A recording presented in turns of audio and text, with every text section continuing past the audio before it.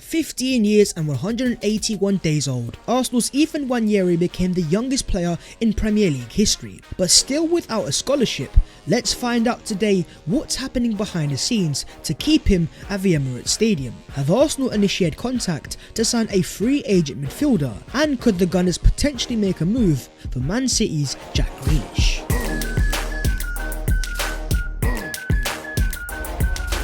Yo, what is going on, guys? My name is Babs14. Welcome back to Boys channel, and I need your guys' help. Your boy has been nominated as a finalist for the Football Content Awards. The category itself is Best Club Content Creator in the Premier League, and we have a chance to win a piece of silverware. So all you have to do to vote for your boy, I have put down two links down below in the description and as the pinned comments. The first one is to a Instagram post where all you have to do to vote is spam your boys at Babs14_ in the comments. And the other way is the official website. We have to scroll down to the Best Club Content Creator category, and under the Premier League there should be an option to select Babs. I try my best to give you guys the best possible content, and if you think I deserve this, then you guys know exactly what to do, as well as liking the video if you enjoy and subscribing to the channel if you are new. But starting off with the future of Arsenal. There's plenty of standout players for the long term, and one in particular is the Mbappe of centre backs. We are talking Mr. William Saliba, putting in yet another masterclass against Brentford. After the game, the Brentford manager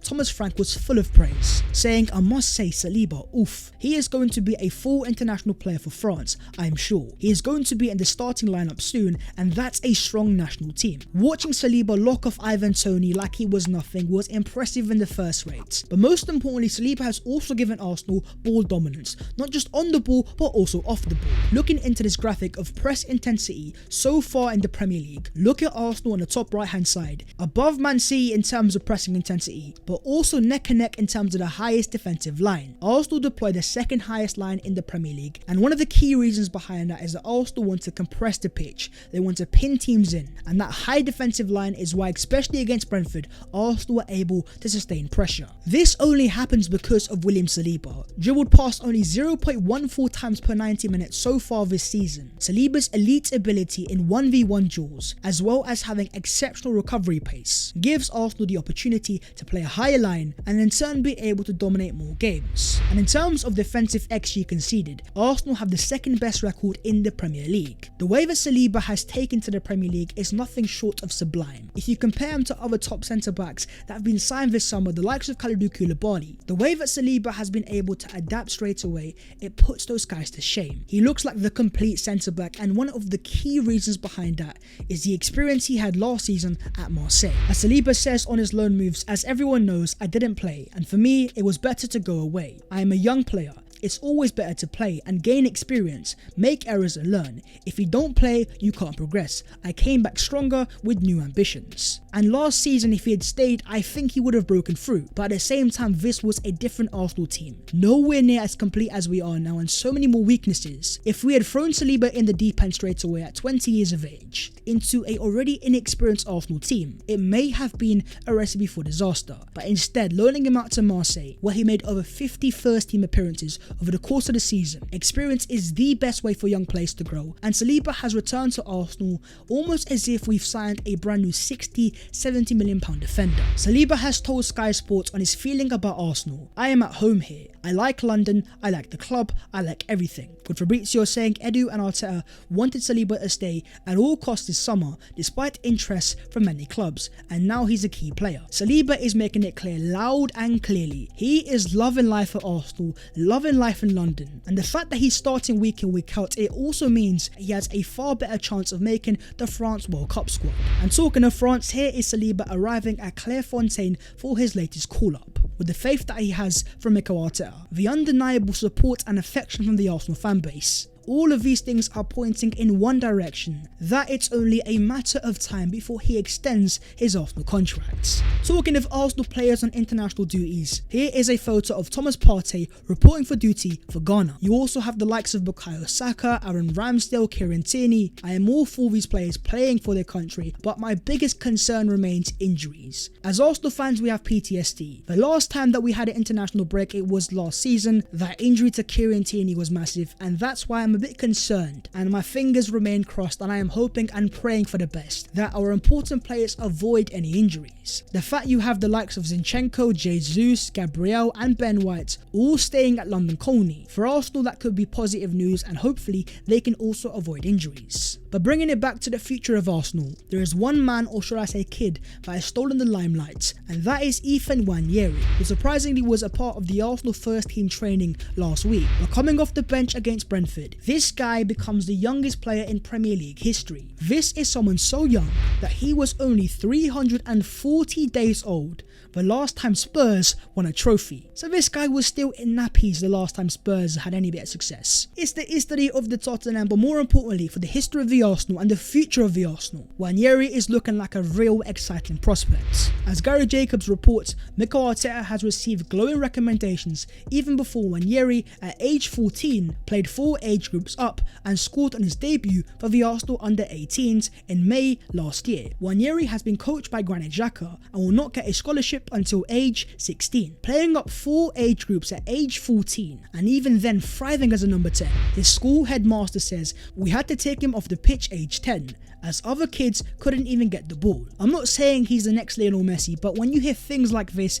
it's very hard not to get excited.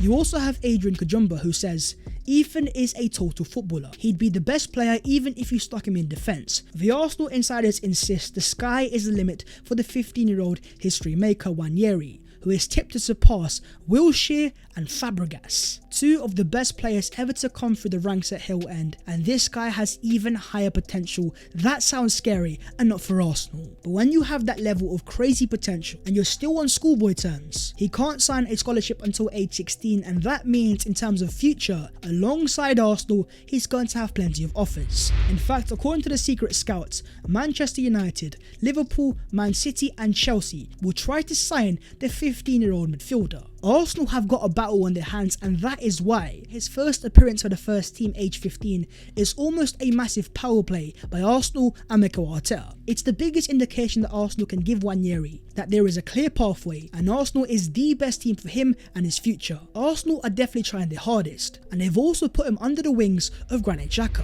Xeka says, I am doing my coaching license and I've trained the under 16s, and you can see a big difference with him and the other guys. He is a very special talent.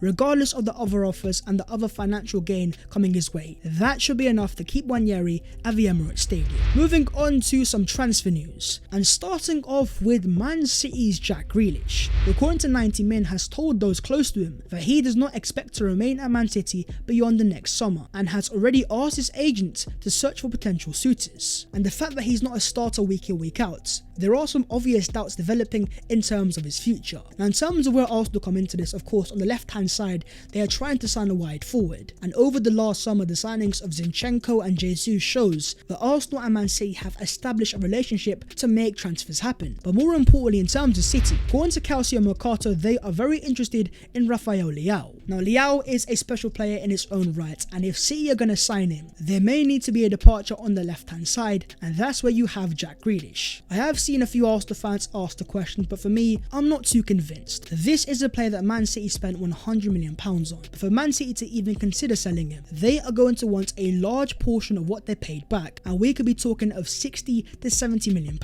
But as Arsenal have shown over the years, they will target profiles over names, and the question here to be asked is, if he hasn't worked under Guardiola, then would he work under Mikel Arteta? On to the midfield. According to 90 Min, Arsenal are contemplating a move for free agent midfielder Xeka, formerly of Lille, is being offered. The player has held talks with Rennes but delayed a final decision after some positive responses from Premier League clubs. 27 years of age, from Portugal but not a Portuguese international, Xeka is a versatile box-to-box midfielder that can play on the left-hand side and potentially as a number 6. With his Lille contract expiring in the summer, he is yet to sign for a new club, and with him being still available on a free transfer, Technically speaking, Arsenal could sign him straight away. He does have decent defensive numbers, but in terms of passing, he's nothing special. And that nothing special is a consistent theme in Xeka's numbers, so I think is a decent player at best, maybe a squad player, but is he a player that I think Arsenal should be signing or has the quality to improve our team? I'm not too convinced, and this strikes me as a bit of a lazy transfer link, where Arsenal's need for a midfielder alongside this player being available. 2 and 2 have been put together, and there you have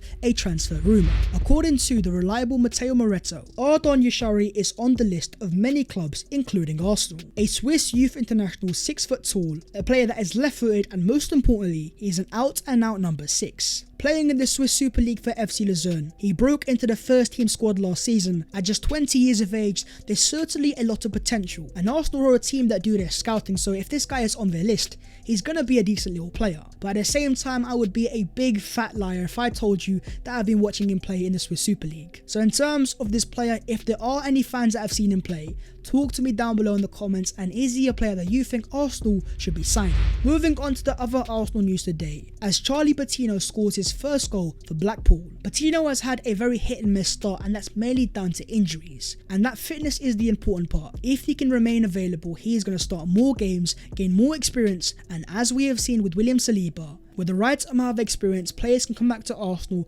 as far better players. Stat time of the day. 3 players are tied for the Premier League most in terms of shot creating actions from live passes with 23. You've got Kevin De Bruyne, Mohamed Salah, and then you have Granit Xhaka. Another fantastic stat for a player that is developing game by game and evolving into a better, more creative number 8. From his assists to his movements, Xhaka is surprising many Arsenal fans more and more as the games progress, and he is proving a lot of fans wrong in the sense that he can be a top number 8. Introducing the Arsenal August Player of the Month, it's Mr. Gabriel Jesus. 3 goals and 3 assists. Jesus has taken the Emirates Stadium by storm, and it's fully deserved. He's also picked up quite a few yellow cards, 4 to be exact, and that means that Jesus is now 1 yellow card away from a 1-match ban in the Premier League. That's a bit of a scary stat, especially considering our next game is Spurs in the Premier League, a derby that is known for being so heated. If Jesus was to receive a yellow card, he would then be suspended for the following game against Liverpool. Massive concern it might be, but it also might give an opportunity for the man waiting in the shadows, Mr. Eddie Nketiah, who after coming off the bench against Brentford has now made 100 Arsenal appearances. He's still very exciting, and every time he has played off the bench, he's looked pretty sharp. He scored in the Europa League, and one can only imagine in these hectic next few months we will see a lot more of the Arsenal number 14. If you look into Gabriel Jesus' scouting reports and then compare that to Eddie Nketiah, as you guys can clearly see, the numbers aren't too dissimilar. It shows that Arsenal might have 2 quality strikers, and it poses the question to you guys: if Jesus was to be suspended or not be available, do you believe that Eddie Nketiah has what it takes to step up in his absence? But that is the video there and there, so hopefully you have enjoyed, and if you have, smash a like and subscribe if you're new. Follow your boy on the social medias, but most importantly, vote for me for the Football Content Awards. All the details are down below in the description. But that was all of your latest Arsenal news today, and the future looks bright. Saliba, Nwaneri, but right now it's the international break. It's a bit boring, but the Arsenal content is still coming, so stay tuned, keep smiling, and I'll see you next time. Take care, and a bit.